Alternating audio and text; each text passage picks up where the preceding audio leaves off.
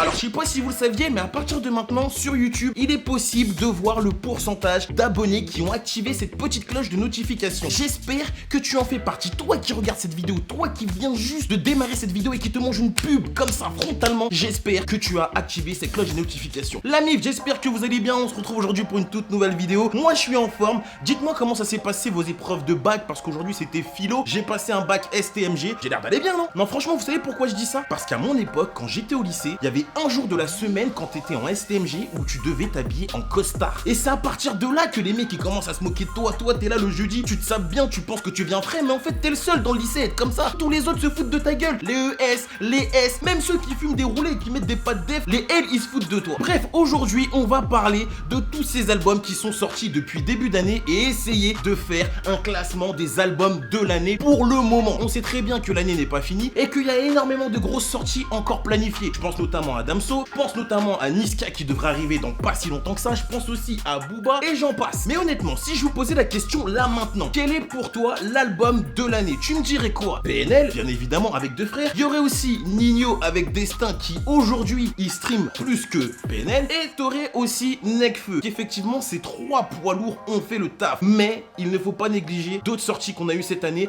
et ça va être l'objet de la vidéo. On va parler dans un premier temps des surprises.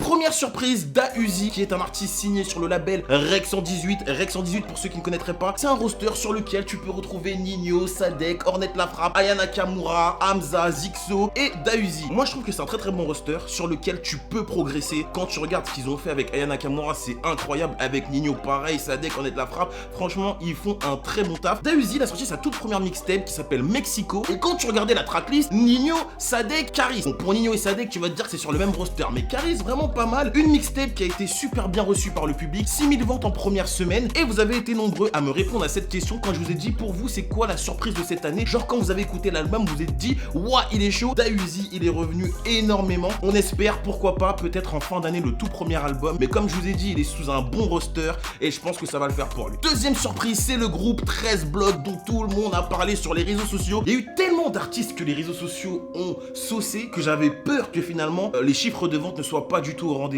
Mais donc ils ont sorti leur projet Blow et ils ont fait 8000 ventes en première semaine, ce qui est plutôt encourageant. Donc 13 Blocs, vraiment très grosse surprise cette année. L'album il a été super bien reçu. Lors des premières écoutes et tout, j'étais pas vraiment dedans. D'ailleurs, vous l'aurez remarqué parce que je reçois tout le temps ça en commentaire. Ouais mais Joss, il est où le conseil de classe de 13 Blocs? J'ai eu un contretemps, je me suis mis très tardivement sur le projet, mais je voulais en parler aujourd'hui. Très grosse évolution, j'adore Z.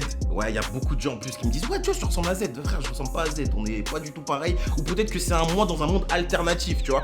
Mais non, on te ressemble pas. Stavo aussi, très bon personnage et j'ai hâte de voir la suite. Troisième surprise, c'est bien entendu Joker qui a sorti donc son album Jog Travolta. C'est sorti le 29 mars il me semble et c'est un projet qui a pas trouvé je trouve le succès qu'il méritait. En première semaine il a fait à peu près 4500 ventes et au fil du temps, Joker a été le premier artiste rap à faire Radio Sex. Radio Sex c'est une émission qui fonctionne énormément et je trouve que ça lui a permis de surfer sur cette vague là. On l'a découvert autrement, on apprend à le connaître, on voit un petit peu ses délires et à partir de là en fait je trouve qu'il y a beaucoup de personnes qui ont commencé à s'intéresser à lui et à vraiment découvrir sa musique et moi je peux dire que je fais partie de ces gens là. Tout ça pour vous dire que parfois le personnage peut permettre à un artiste de se remettre sur les bons rails et ça c'est quelque chose que je vous ai toujours dit. Quand tu regardes bien l'industrie musicale, il suffit plus d'être fort parce que des mecs qui sont forts il y en a plein. Il faut que t'aies ton personnage, il faut que t'aies ton délire, il faut que t'aies tes gimmicks, il faut qu'en fait tu aies quelque chose qui fait que les gens veulent te voir, veulent voir tes snaps, veulent voir tes stories, veulent écouter ta musique, consommer tout ce que tu consommes et je trouve que Joker il est clairement sur la bonne voie. Il y a un Olympia qui arrive très bientôt, donc allez choper vos places. Luigi, autre surprise, qui a sorti son projet, lui aussi son tout premier album, Tristesse Business saison 1. Ça me fait chier, tu vois, je vais être honnête encore une fois, si certains artistes étaient récompensés à la hauteur de leur talent, ce serait vraiment trop magnifique. Pour moi, Luigi fait partie de cette vague-là d'artistes méga talentueux qui apportent une nouvelle vibe, qui a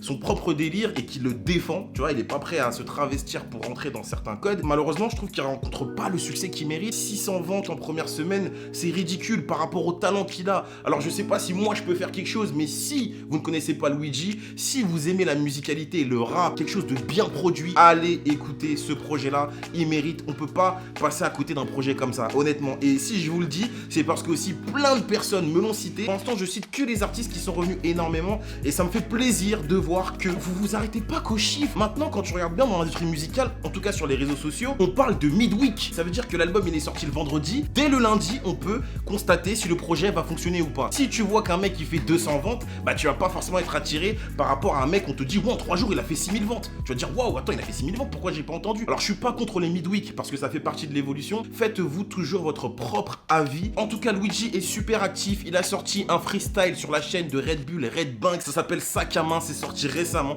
Alors allez checker ça, c'est du sale. Et enfin, dernière surprise. Mais pour moi, ça n'en était pas une. Mais là, les gars, je suis obligé. Ça va être mon quart d'heure de gloire. Je suis obligé. Quand je vous ai parlé de Zola, les réseaux sociaux, un déferlement de ouah, t'es un suceur. Et maintenant, quand j'ai posé la question sur Twitter, c'est quoi les plus grosses surprises? Que des Zola cicatrices. Zola cicatrices, Zola cicatrices, Zola cicatrices. Jusqu'à quand j'ai fait mon conseil de classe, j'avais dit ouais, Zola pour moi il peut être nommé dans l'album de l'année. Ouah, mais t'es sérieux? Mais comment tu peux dire ça? Mais c'est impossible. Aujourd'hui, Zola il vous a tous giflé parce que oui, l'album est super lourd, l'album a été super bien produit, l'album est super bien réalisé, l'album est déjà disque d'or avant même certains mecs qui sont confirmés. Donc c'est pas que moi, c'est le public aussi qui a donné de la force aux mecs. Tout ça pour vous dire, arrêtez d'être des moutons, arrêtez de dire que parce que lui il a kiffé c'est un suceur, ou parce que lui il a pas parlé de lui ou il en parle pas c'est un hater. Tu peux kiffer quelqu'un et le dire. Dans quel monde on vit? On est libre de dire ce qu'on veut ou pas? Quand on dit qu'on aime bien quelque chose, on est directement des suceurs. Moi tous les mecs qui disent ça, je les vois comme des mecs frustrés et je les vois comme des mecs qui sont sur Instagram et qui commentent les photos des meufs en leur disant vas-y s'il te plaît tu peux checker tes DM, sale suceur. Si elle a pas checké ton DM c'est qu'elle t'a laissé en vue ou qu'elle veut pas te répondre. Et ben tous ces mecs là, je les vois comme des mecs comme ça frustrés. Si t'aimes quelque chose, dis-le, et si t'aimes pas, dis-le aussi. Mais si t'aimes, il faut le dire,